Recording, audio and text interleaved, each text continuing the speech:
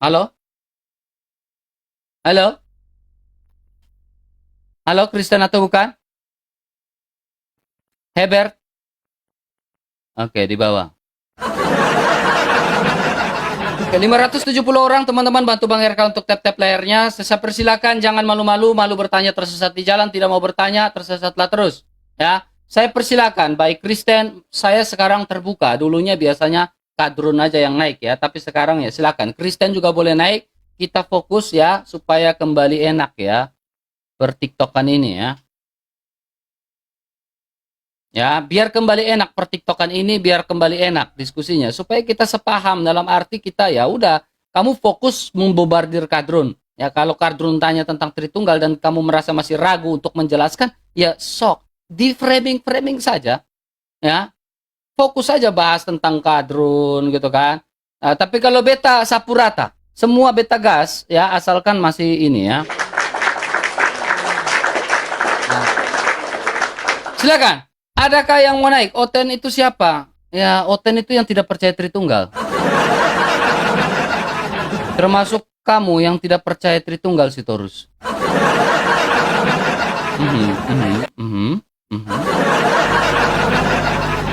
Oke, silakan. Ada yang mau naik? Silakan.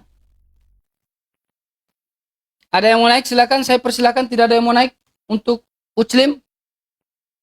Hebert ini mau naik dari tadi ini. Jangan diam-diam saja. Halo. Halo, Bang RK. Baik, Islam atau Kristen? Kristen. Baik, silakan.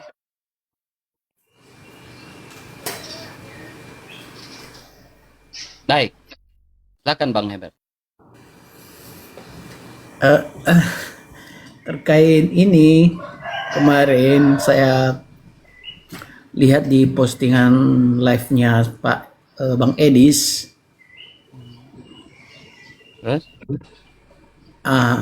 Jadi katanya di situ kalau Tuhan itu punya Bapa di sorga. Jadi menurut Bang RK, karena saya juga agak khawatir dengan pernyataannya ini. Karena sedikit agak berbeda dengan yang kita dengar-dengar selama ini. Baik. Karena Yesus itu ya sekaligus Tuhan. Jadi bagaimana pendapat Bang RK dengan hal ini? Baik. Saya pernah berdiskusi dengan beliau, bukan beliau, Edis ya. Bukan beliau lagi ya. Kalau beliau saya masih menghormati ya. Ya, tapi kalau saya bilang udah nama ya, saya katakan bidat. Karena saya dalam dialog itu saya menanyakan kata punya ini merujuk pada relasi atau tidak. Yesus punya Bapa, tetapi merujuk pada relasi atau tidak. Ya. Gereja tidak pernah mengajarkan tentang yang namanya Yesus punya Tuhan. Ya. Secara eksplisit di dalam Alkitab. Ya, para apostolik tidak pernah mengajarkan bahwa Yesus punya Tuhan. Yang diajarkan adalah Yesus adalah Tuhan dan juru selamat yang hidup. Kabar gembira yang disampaikan oleh malaikat Gabriel kepada Bunda Maria pada saat itu adalah hari ini telah lahir bagimu Kristus Tuhan di kota Daud dan juru selamat di kota Daud. Malaikat tidak menyampaikan Yesus punya Tuhan di kota Daud. Ya. Dan itu narasi yang tidak ini. Tapi saya coba merendahkan diri, merendahkan hati sedikit bahwa okelah kita berbicara secara filsafat. Bahwa Yesus punya Tuhan dalam konteks relasi, perikoresis. Perikoresis itu artinya saling mendiami satu sama lain. Bapa, Putra, dan Roh Kudus saling mendiami satu sama lain dari ketiga hipostasis atau tiga pribadi ini, persona ini. Ketika berbicara tentang relasi, kata punya, tanda kutip garis bawah, berarti Yesus punya Tuhan, berbalik Bapa punya Tuhan. Ya, Bapa punya Tuhan. Bapa mengakui sang anak atau sang putra sebagai Tuhan dalam Ibrani pasal 1 ayat 10. Karena saling mendiami satu sama lain. Karena hanya ada satu esensi saja. Ya. Bahwa Bapa punya Tuhan, Yesus punya Tuhan. Kalau kita hanya bilang Yesus punya Tuhan, tetapi tanpa mengatakan Bapa punya Tuhan, berarti jatuhnya bidat. Berarti ada keterpisahan antara Bapa dan Putra dan Roh Kudus. Berarti Tritunggalnya terpisah, jatuhnya neo-arianisme. Dan ketika saya tanya, nah ini fokus poin pertama. Fokus poin kedua adalah kita mengetahui bahwa kenapa disebut sebagai Bapa. Bapa itu sang sumber. Orang Yahudi memanggil Allah dengan sebutan Bapa. Bapa, Putra, dan Roh Kudus. Kejadian 1 ayat 2 sampai 3. Kita adalah satu. Kejadian 1 ayat 26 bahwa ketiga pribadi hipostasis ini adalah satu. Bukan tiga. Ya. Jadi orang Yahudi memanggil Bapa itu karena sang sumber, karena menjadikan yang tidak ada menjadi ada. Sehingga mereka memanggil Allah dengan sebutan Bapa. Seperti itu. Baik Bang RK. Cuman saya sempat dengar sama dia kemarin, cuman saya nggak lanjutkan lagi mengenai postingannya itu karena agak sedikit berbeda dengan pribadi saya dengan apa yang dia sampaikan ya, karena sempat dia bilang kalau Yesus itu dalam firman Tuhan mengatakan aku mengutus, ada istilahnya saya kurang tahu juga, mengutus anakku. Jadi seakan-akan Yesus itu sama dia punya Tuhan gitu. Oke. Berbicara tentang aku mengutus ya, anak ya. Bapa mengutus firman-Nya. Ya, itu sesuai dengan Yohanes 8 ayat 42, Pak. Ya. Berbicara tentang mengutus itu seperti apa? Ya. Dalam Yohanes 8 ayat 42 saya bacakan. Kata Yesus kepada mereka, "Jikalau Allah adalah Bapamu, kamu akan mengasihi aku, sebab aku keluar dan datang dari Allah." Aku, Yesus Kristus, keluar dan datang dari Allah. Ya, artinya Yesus keluar dan diutus oleh Sang Bapa, Sang Sabda sebagai pribadi kedua, diutus oleh pribadi pertama yaitu Sang Bapa. Bapa mengutus firman-Nya, tetapi ketika Bapa mengutus firman-Nya, apakah Yesus bukan Allah? Kalau dalam indikasi kata mengutus, Filipi 2 ayat 5 sampai 7, yang walaupun dalam rupa Allah tidak menganggap kesetaraan sebagai milik yang harus dipertahankan, melainkan telah mengosongkan diri dan mengambil rupa seorang hamba dan menjadi sama seperti manusia. Ya, firman Allah adalah Allah. Pada mulanya adalah firman. Firman itu bersama-sama dengan Allah. Firman itu adalah Allah. Mengapa Bapa harus mengutus putranya? Allah ini kan transenden. Firman itu transenden juga. Bapa itu transenden. Putra itu transenden. Roh Kudus itu transenden. Artinya tidak bisa dijangkau, tidak bisa dilihat. Lalu kalau Allah tidak bisa dijangkau dan dilihat, bagaimana manusia mengenal Allah? Sehingga Bapa mengutus sabdanya, firman itu datang menjadi manusia dan diam di antara kita. Yohanes 1 ayat 14. Firman menjadi manusia. Sehingga Allah yang transenden itu bisa dijangkau oleh manusia. Sehingga kita kenal sebagai Allah yang imanen, Allah yang zohir, Allah yang tampak. Karena sabda Allah menyatakan diri kepada manusia. Itu artinya mengutus. Walaupun rupa Allah, tetapi tidak menganggap kesetaraan. Tetapi ketika dia menjadi manusia, apakah dia bukan Allah? Dia hanya sebatas utusan? Nah, ketika kita mengatakan dia hanya sebatas utusan, maka kita akan sama seperti Islam. Ya, dalam Yohanes 17 ayat 3 berhenti sampai di situ. Inilah hidup yang kekal itu, bahwa mereka mengenal Engkau satu-satunya Allah yang benar dan mengenal Yesus Kristus yang Engkau utus. Mereka berhenti sampai di situ. Sehingga mereka mengatakan Yesus punya Tuhan. Ya. Ya, tetapi mereka tidak membaca ayat kelima, Yohanes 17 ayat 5. Oleh sebab itu ya Bapa, permuliakanlah aku padamu sendiri dengan kemuliaan yang kumiliki di hadiratmu sebelum dunia ada. Utusan yang sudah ada sebelum dunia ada. Utusan macam apa? Karena Yohanes 8 ayat 42, aku keluar dan datang dari Sang Bapa. Sabda itu datang dari Sang Bapa dan sabda itu sehakikat dengan Bapa. Tidak terpisahkan. Kalau berhenti Yesus Allah mengutus anaknya, lalu berhenti sampai di situ, berarti ada keterpisahan antara Bapa, Anak, dan Roh Kudus. Ya. Saya harap Bapak paham atau ada tanggapan? Silakan.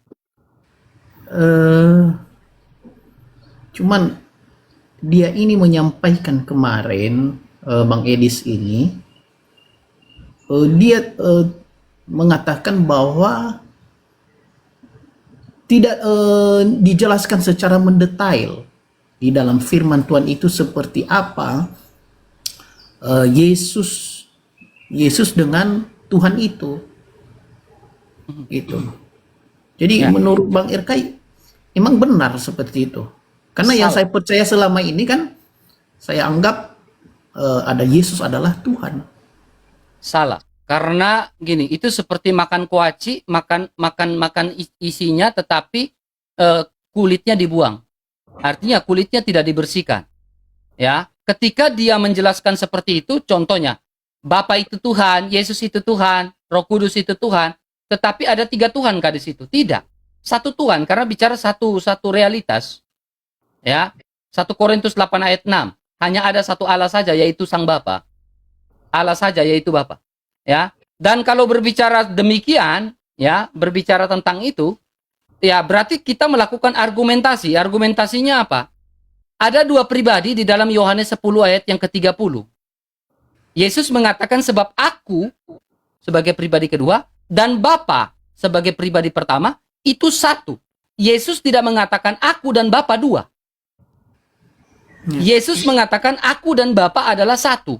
Artinya Yesus ingin menekankan tentang kesatuan yang ekat itu. Yesus ingin menekankan tentang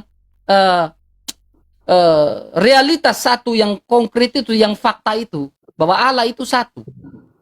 Ekat. Sehingga Sema Israel, Kejadian 1 ayat 1. Pada mulanya Allah menciptakan langit dan bumi. Lalu berfirmanlah Allah. Lalu Roh Kudus. Ada 3 hipostasis di situ. Tetapi di dalam Ulangan 6 ayat 3, 4, walaupun ada 3 hipostasis, mereka mengatakan Sema Israel Adonai Elohenu Adonai Ehad. Ketika dalam Lukas pasal 1 ayat 35 mengatakan, saya bacakan Lukas 1 ayat 35. Di sini pun berkata 3 hipostasis. Jadi hati-hati, orang mengaku Tritunggal tetapi bahaya. Ya, jawab malaikat itu. Ini malaikat yang ngomong. Roh Kudus turun atasmu. 1. Ya, dan kuasa Allah yang maha tinggi akan menaungi engkau. 2 hipostasis, 2 pribadi. Sebab anak yang engkau lahirkan itu akan disebut sebagai kudus. 3 hipostasis. 3 pribadi. Tetapi 3 pribadi ini dikatakan oleh Yesus juga. Jadikanlah semua bangsa muridku dan baptislah mereka dalam nama Bapa, Putra, dan Roh Kudus. Kalau di situ ada 3 Tuhan atau 3 Allah, maka akan jadinya, jadikanlah semua bangsa muridku dan baptislah mereka dalam nama-nama Bapa, Putra, dan Roh Kudus. Artinya nama-nama itu, kata nama-nama itu menjadi jamak. Sehingga dalam 1 Yohanes 5 ayat 7. Sebab ada 3 yang memberi kesaksian di bumi dan di sorga, Bapa, Putra, dan Roh Kudus, dan ketiganya adalah satu.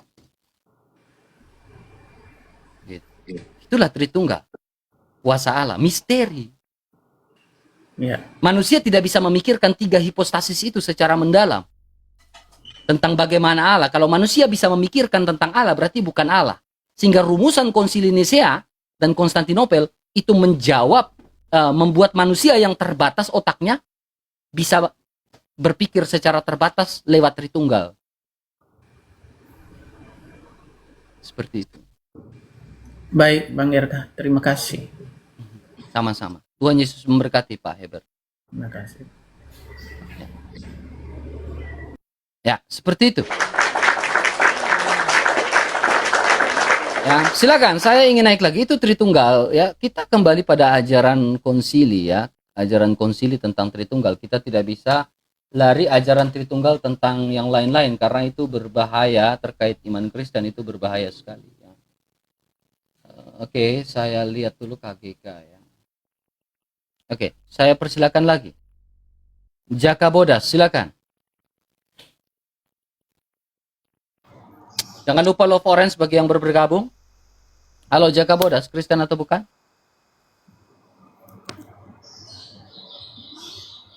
Iya, Jaka Bodas. Salam Bang Erka, salam. Silakan. Sebelumnya selamat Paskah Bang Erka, Tuhan berkati.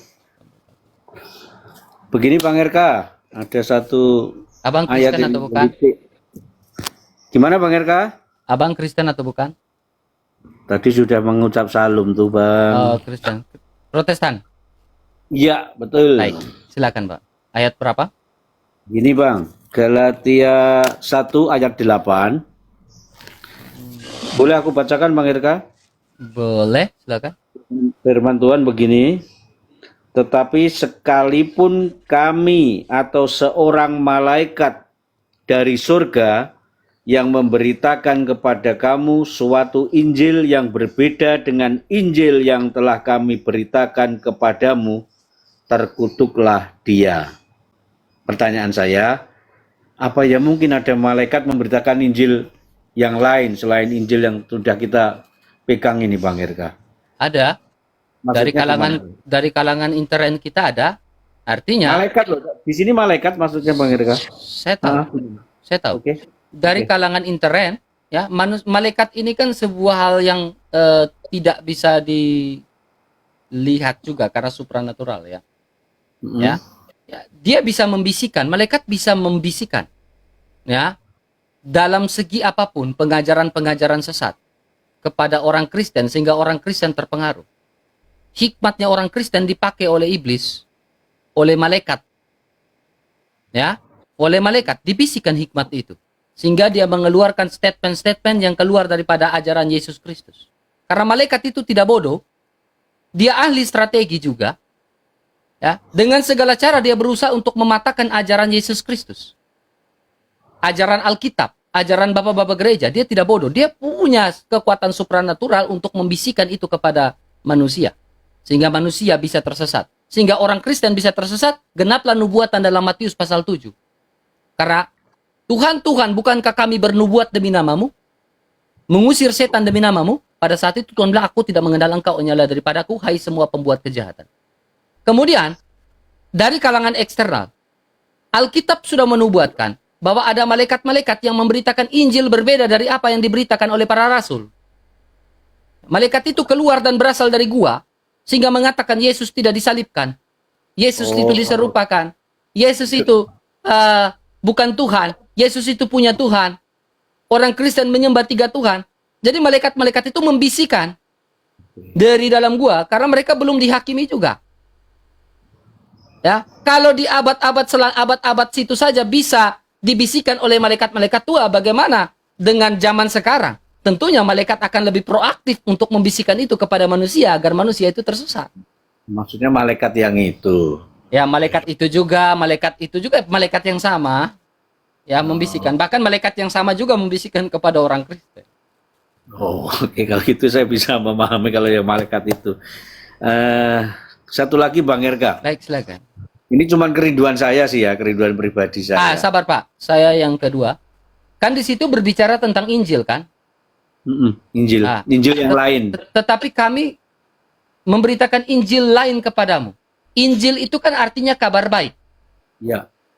Dan di dalam Roma 1 ayat 16, Injil itu adalah kekuatan Allah yang menyelamatkan setiap orang percaya.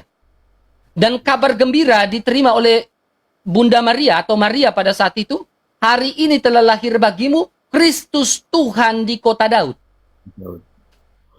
Ya. Injil yang lain akan memberitakan Yesus punya Tuhan. Injil yang lain akan memberitakan Tuhan ada 3. Injil yang lain akan memberitakan ya Tritunggal yang lain. Itulah Injil yang lain. Sehingga bukan menjadi lagi kekuatan Allah yang menyelamatkan. Tetapi kekuatan Allah yang tidak menyelamatkan dan membawa orang, membinasakan orang pada hidup yang kekal. Seperti itu. Itu penafsiran yang lain kalau itu Bang Herka ya. Bukan Oke, penafsiran, memang kenyataannya kayak gitu. Oke. Oke, kalau itu nggak usah dibahas lah, nanti malah meruncing Bang Herka. Ini Bang Herka. Kerinduan saya begini Bang Herka. Ini Siap. kerinduan tapi kemungkinan impossible atau gimana kurang tahu ya. Katakanlah begini Bang Herka. Kita itu kan satu tubuh sebenarnya ya. Asasnya juga sama Tritunggal Maha Kudus. Yang mana di negara kita ini yang Katolik katakanlah 5%, kalau Kristen Protestan anggap aja sudah 10-an%. Data dari mana itu, Pak? Gimana? Data dari mana itu? Ada datanya, coba nanti Bang Herka googling. Saya Sekitar sudah itu cari. kayak. Oke, saya sudah cari, tapi itu data yang salah. Silakan lanjut. Ya sekitar kalau saya bulatkan membesar sedikit lah maksudnya kan koma. 9 koma sama 3 koma kayaknya. Baik, silakan lanjut. Itu maksud saya gini Bang Herka, apakah tidak ada seumpama kita atau apologet Kristen dari Katolik usul ke bapak-bapak gereja atau tokoh-tokoh atau instansi terkait kita merger aja lah, baik-baikan hati merger aja lah, baik-baikan hati. Jadi kita sama-sama merger jadi satu wadah yaitu Kristen gitu aja. Gimana Bang Reka? Biar kita nggak terlalu minoritas banget gitulah. Saya merindukan itu. baik. Gimana Bang Reka? Seumpama kita beda apa sekarang? Atau Kalau ada masalah ini Pak, kalau masalah ini ya ada istilahnya gini Pak, ya bahwa kekristenan itu tubuhnya sudah hancur.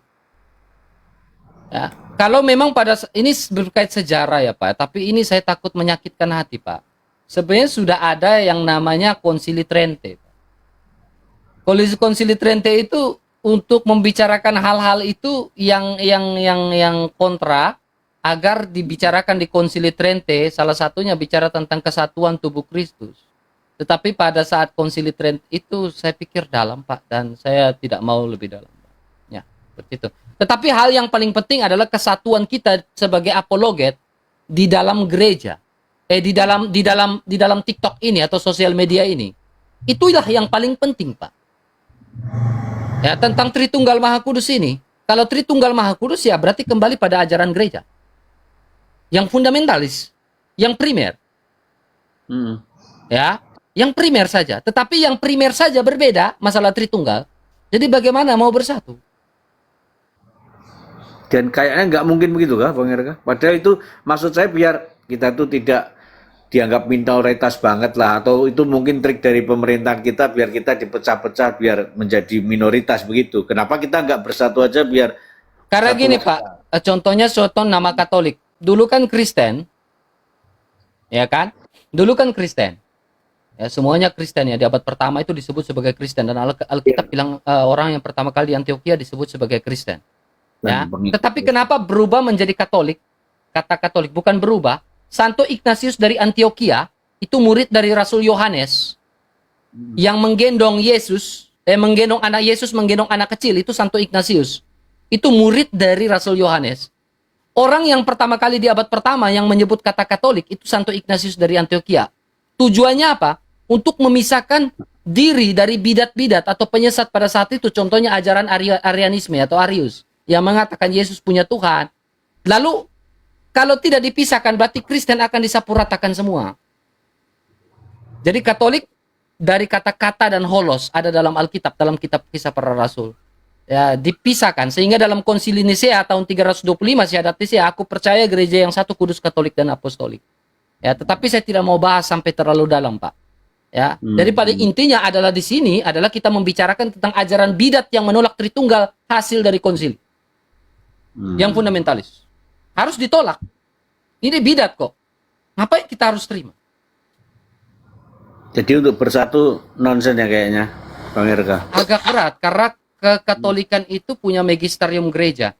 Makanya jangan sampai kekristenan di Indonesia hancur lebur.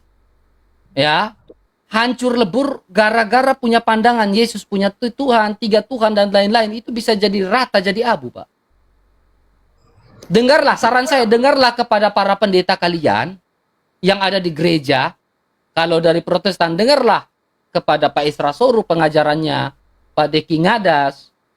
Ya, dengarlah mereka. Jangan dengar orang yang tidak pernah sekolah teologi, Pak. Yang DO-nya sampai 3 kali, 4 kali. Itulah yang akan membuat kekristenan bisa hancur di Indonesia. Karena kalian tidak mau mendengar pendeta-pendeta kalian. Ya Pak, ya. Dengarlah pendeta pengajaran gembala kalian. Pak Gembala, saya belum mengerti ini. Tanyakan kepada pendeta kalian. Ya. Mereka imam kalian kok. Kalau di gereja Katolik, pandangan Santo Ignatius dari Antioquia mengatakan apa? Tunduklah kepada para pemimpin gerejamu karena nyawamu ada di tangan mereka. Kalau kalian tidak tunduk pada pemimpin gerejamu, Itu yang lebih dengar pada orang yang DO 3 kali, 4 kali, nyawa kalian gimana? Tadi ya, Bang Reka itu ya. Gimana, Pak?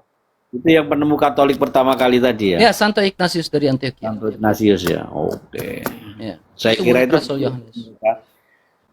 Katolik kan persentasenya agak kecil, buat merger aja ke sama-sama melebur jadi Kristen kayak dulu lah biar kita kuat gitu loh maksud saya. Ya, kalau gitu. kayak gitu kembalilah pada Konsili Trente, Pak. Kalau mau seperti itu ya kembali pada Konsili Trente gitu. Rumusan hasil Konsili Trente, tetapi itu mustahil ya. Kita kembali pada untuk jangan lari ke gereja, tetapi lari pada pengajaran apologet yang ada di TikTok ini, Pak. Seperti itu. Yang supaya tidak terpecah-pecah ya kembali pada Tritunggal ajaran konsili. Jangan menolak ajaran Tritunggal dari hasil konsili. Ya, oke. Oke, Bang RK, terima kasih sudah ada wawasan tadi. Yang penting ayat tadi yang sama maksud malaikat, nggak taunya itulah tadi. Berarti saya bisa menerima sekali. Oke. Baik.